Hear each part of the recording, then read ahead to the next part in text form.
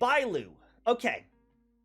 Bailu is a necessary evil in the game, in the early game, if you don't have any other healers. But they gave us free healers. They gave us Natasha, and now they gave us Lynx.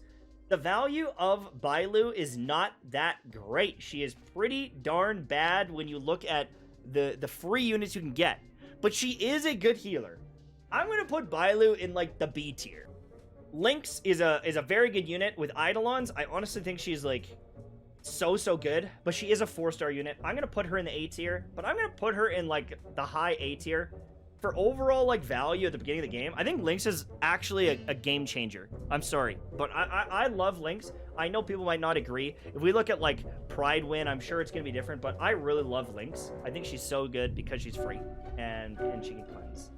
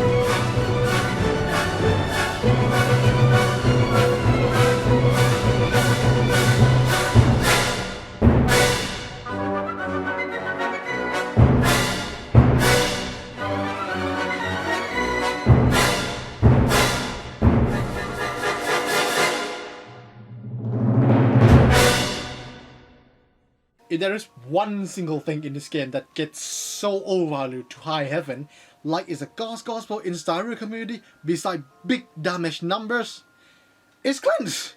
No, I'm serious! Look at sustain that can cleanse automatically and place higher regardless of how well they actually do their job as a sustain unit. Case in point, look at the general perception on Bailu. She's good, but she has no cleanse. Now, before I proceed further, let's take a step back, think about and define what is a sustain unit's job or role. Normally in JRPG you have tank, damage dealer, healer and support. However, in Star Rail, healer and tank kinda got merged into one role, i.e. sustain. But they generally do the same thing. Provide as much effective HP as possible. Oh god, I cracked my voice. Okay, I'll little pause here. For anyone who confused and don't understand about the difference between max HP and effective HP, or HP for short, let me give you an example. This example won't be based from the game, as I don't know how the defense in this game actually works or how it actually calculated. So I'll make up one.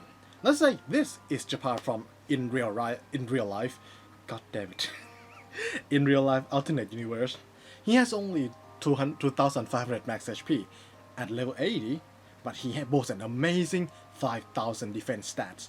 In said alternate universe, any attack that is less than the attack unit defense stat will be reduced to 1 damage inflicted to the characters, which would make this Japan from alternate universe has effective HP of 2,500 against any unit that has less attack stat than his defense stats.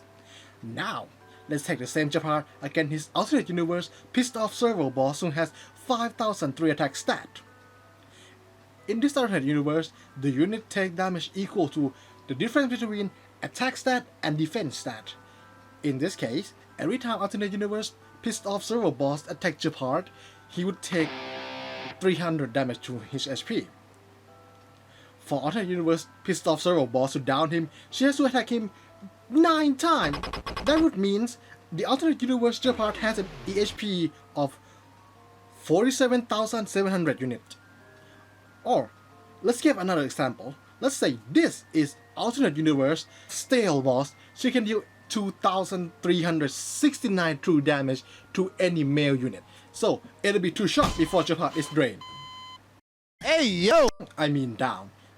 I could have sworn I changed the script. Which resulted in 4,738 EHP. Again, this isn't how the game actually works. It's just an example to show you the concept of EHP, and EHP has to be calculated case by case. As I pointed out with 3 examples, tank provide EHP through damage mitigation, whether it is taunt, provide shield or barrier, give damage reduction, the defense buff. Admittedly, shield damage reduction buff and defense buff can be provided by support role 2 in other RPG, but this is Star Rail, so yeah. Healer by maintain your character's current HP to be as close to or equal to their max HP. I think this is the definition that we can agree upon, right? If so, why people still love to say Lynx is better than Bailu? Just because of she can cleanse? I think this is a gross oversimplification, and personally I don't think Lynx is better than Bailu.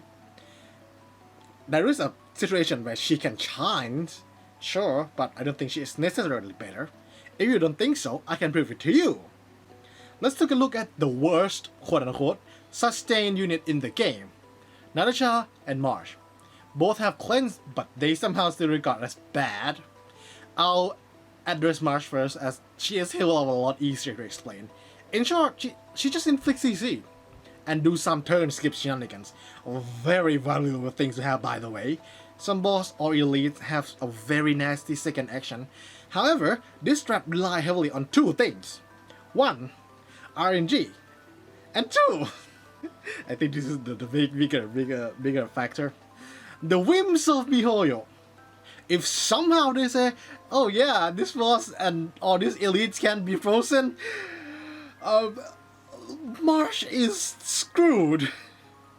This also applied to Well 2, by the way, just to a lesser extent because of he is 5-star, so that's mean higher stat, higher damage potential, and can be played as DPS, given high enough eidolons. But I digress. As for Natasha, woo boy! Let's start with her number. Keep this in mind, this number didn't take any outgoing runas from relics, be it relic set effect or body piece into calculation, so the actual number is gonna be higher. This is quite a heal, like legitimately higher than Wo is 5 stars. Wo E would give HP of 5,977, but why is she still perceived as bad, even though she got both numbers and cleanse? Well, dear viewer, I was being disingenuous with you. Wait, goddamn, disingenuous. Okay. Both Natasha and Huohua heal are assumed at their peak, i.e. I only took the situation where they would pumping out the most numbers. And unfortunately for our beloved doctor, that you Americans would likely pay thousands of dollars to have her treat your sickness or injury, her condition is inherently harder to achieve or play around. One thing that is a shared trait between all balance units is that they can provide a continuous healing or has a way to heal your party outside of their turn. Natasha just got the short end of the stick. Like, sure, her number is stupidly high, like literally one of the highest burst healing in the game, but because she only applied that effect when she healed allies with which HP less than or equal to 30% of their max HP, it becomes much harder to achieve that, especially in MOC where your DPS are more susceptible to getting 3 or 4 shot without any form of damage mitigation or healing. I mean, sure, she has the lowest out cost amongst abundance unit, but that means nothing when the condition is either hard to play around or irrelevant for 90% of the times. By that, I mean general content like farmings and events and so on. Not to mention, there is no universal guts to help her in that regard. Senpai? Senpai? What? すみません。先輩、ガッツを説明してください。私はわからないんです。TLDR, it is a mechanic when your characters get lethal damage, your characters won't die, but left with 1 HP or more depends on games and character and skill. Generally, it helps player to not get one shot. You can experience it in the games like Breath of Rain 2 or Monster Hunter and so on. Now that I explain it, having a form of guts should help Natasha usage rate just a little bit, as her talent of amplifying heal on critical party member will come to play more. And I'm gonna be honest here, Natasha condition isn't a bad design. It is, in fact, a really, really good design. For you don't have to worry about overheal, as overheal means zero heal. Unless there is a specific bonus like deal more damage for overheal or buff damage according to overheal. If she were a medic in Arc Knights, she would be a solid and a viable unit. But alas, this is a different game in a different genre. I hope one day MiHoYo will make her dish the graded launcher, change her path to nihility, use a claw, feather, bows and sniper as a weapon, then change her element to fire. Senpai, ちょっと待ってください。それは shut it you. Now, let's take a look at the comparison between Lynx and Bailu.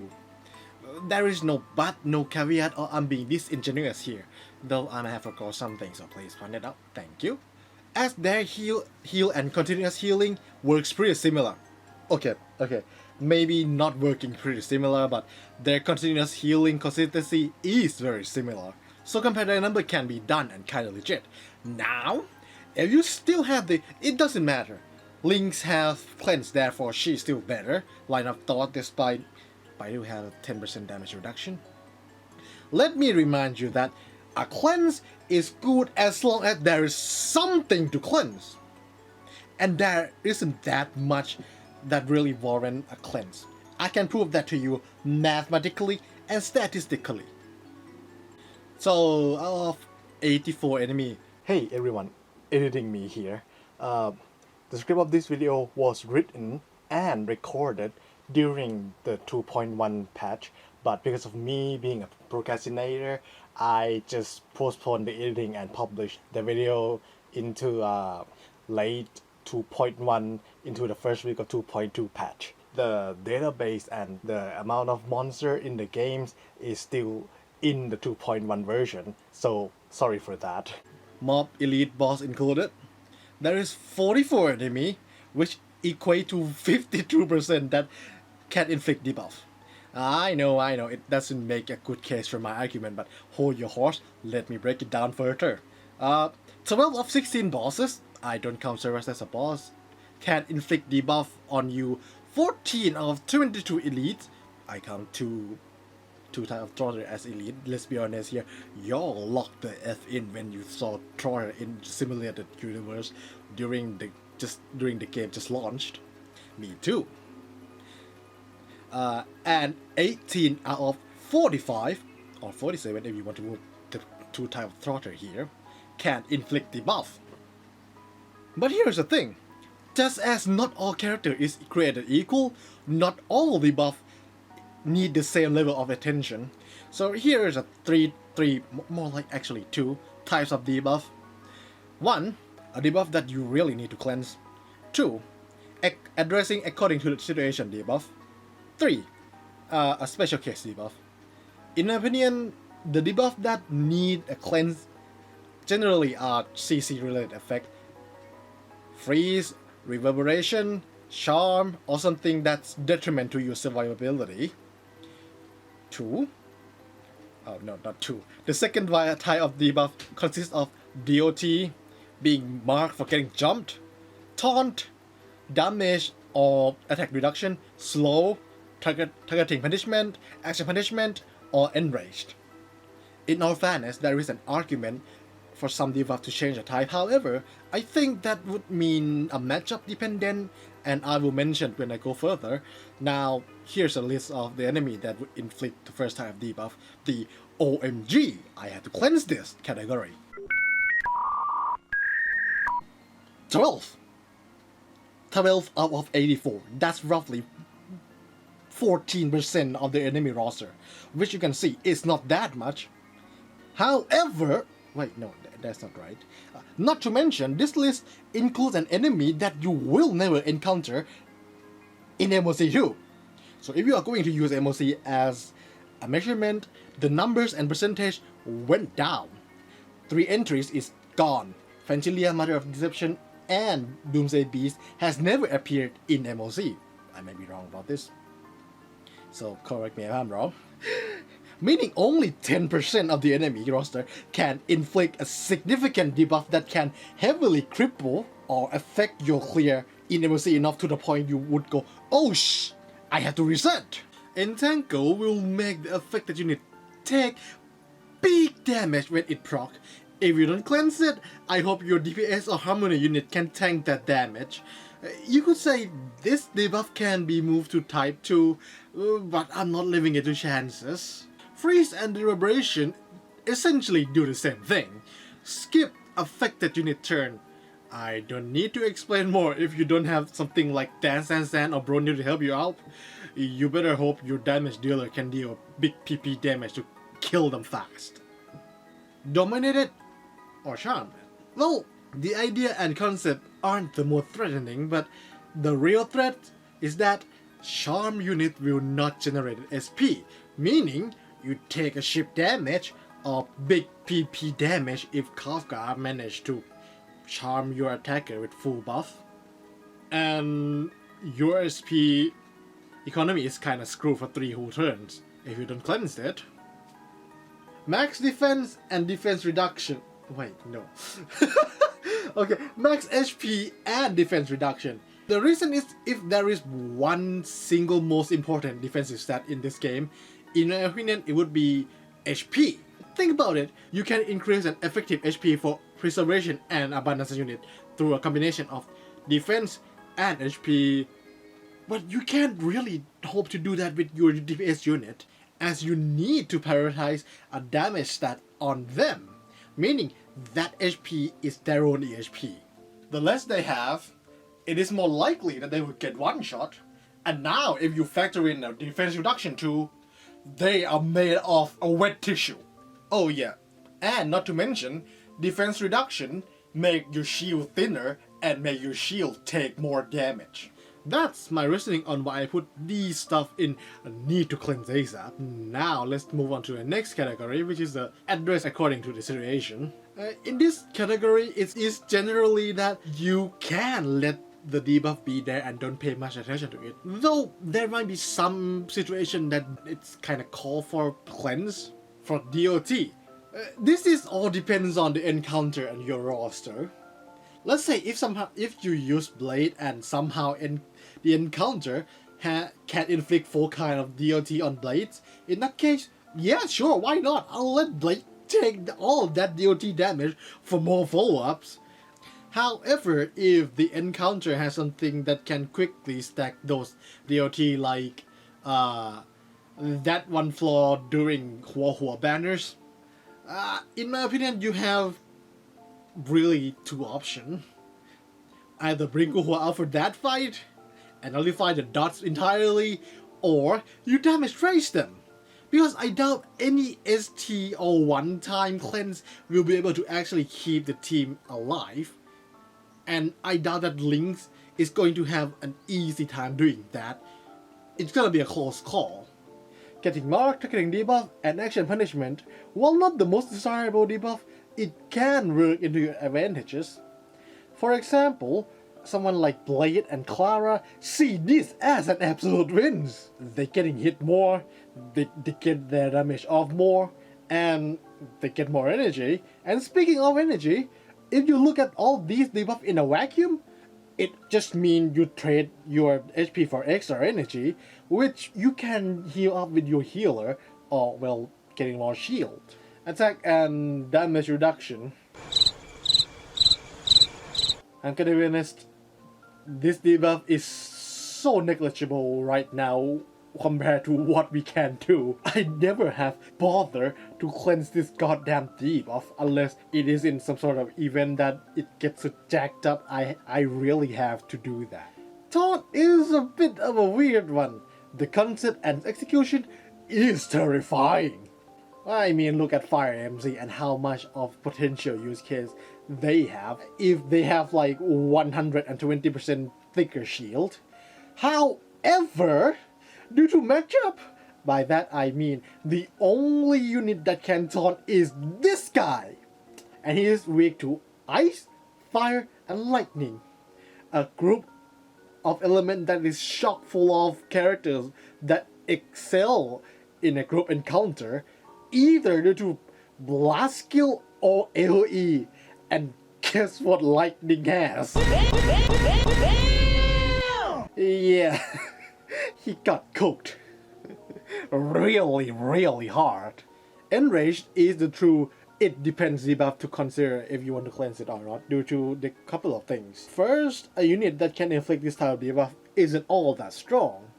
And if they manage to get that debuff off, you have to consider who did get the debuff, what support you have in your team, and how was your buff economy. And remember, the unit that has affected by this debuff still give SP when they attacked. So yeah, it's all that depends. It depends, man. The last case, you are my special case. God. Sam and Imprisonment. Sam, well, you can't really cleanse, so you have to play by through. Imprisonment, on the other hand, though, is a weird one.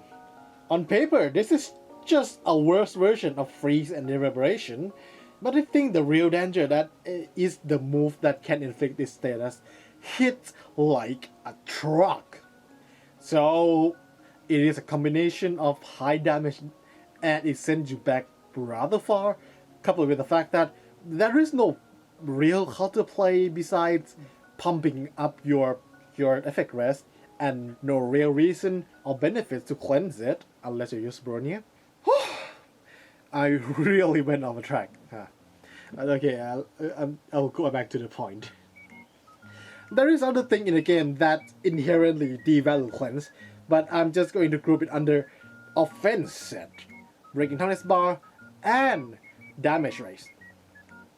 You can't change my mind about break devalue cleanse when this blue wait a minute, blue, green, cyan, teal? Okay, I'm just gonna call her Teal Woman then. When this Teal Woman exists, she increased toughness bar break efficiency and action delay. Meaning, you have easier time breaking toughness bar, thus easier to interrupt elite or boss action that will apply debuff on your characters, render them a non-factor for like 1 turn guarantee. The other thing is just damage. The game and the developers already encouraged this option through MOC. The endgame where the main idea is DPS check. You already are encouraged to have as much damage as you can achieve. Sure, it might not be an option for everyone, but it's still a valid option. The same can be said about Teal Woman too, to a certain extent. Not everyone is going to have her because of losing 50-50 is a thing. But sooner or later, the player who doesn't have her will get her. Not to mention, roll for 1 Teal Woman is a much easier option compared to getting your damage dealer of choice to the point it can damage raise any boss or content in the game. This only applies to free-to-play, so if you are fail, yeah, this probably not. Senpai! 質問です。ラセスとホホアは2つキャラはトップティアですよ。強いんですよ。Oh, I don't have them, but okay. The thing is, those two are the best abundance unit, not because of cleanse. Yes, cleanse play a factor in that, but it's more like a bonus point and a cherry on top if anything. It has to do with their gimmick. They can cleanse and heal for free out of their turn. The thing you have to manage for dealing them is your SP. Preferably, you want to spend SP to dealing damage, not healing. Why? Killing faster, end faster, and that enemy deals 0 damage and applies 0 debuff. On top of heal and cleanse, they both have utility to offer to the team. Although with buff dispel, admittedly, it kind of fell off because of they don't make enemy like that anymore. Insane attack buff and party-wide energy regeneration. Sure, you can say Huohuo has to spend SP too, but it's a 2-time cleanse and for 1 SP, and it's also, like I said, out of their turn too. I want to give more of my opinion on them, but I don't have them, so my experience and view is rather limited to what I can read. So, again, correct me if I am wrong. Okay, after what I have said, I'm not here saying, Cleanse is overrated! You don't need Cleanse to beat the game! Because if you are a casual peasant like me, who just be glad they can do 60,000 on every floor in every single prefixture, and glad that they can do 36 star in every MOC, you are going to need it. You probably don't have enough damage or necessarily knowledge to form a 0 cycle strategy, but hey, if you are, can, and or did, or still doing it, shouts out to you, you big brain giga chat. But what I'm trying to say is that, how about we actually evaluate sustain unit at how good at their job, being how much HP they can provide, then what is their utility, whether it is compensate or complement their own weakness or strength, or the team weakness or strength for that matters, then how much of a factor their utility is in the actual fight. And yeah, that's gonna be it for me. I know it's a bit abrupt, but thank you so much for everyone who watched until this point. And I hope you enjoyed the video. Feel free to disagree and or agree in the comments. Please keep it civil, and I wish you all a good night and great days ahead of you. Bye bye.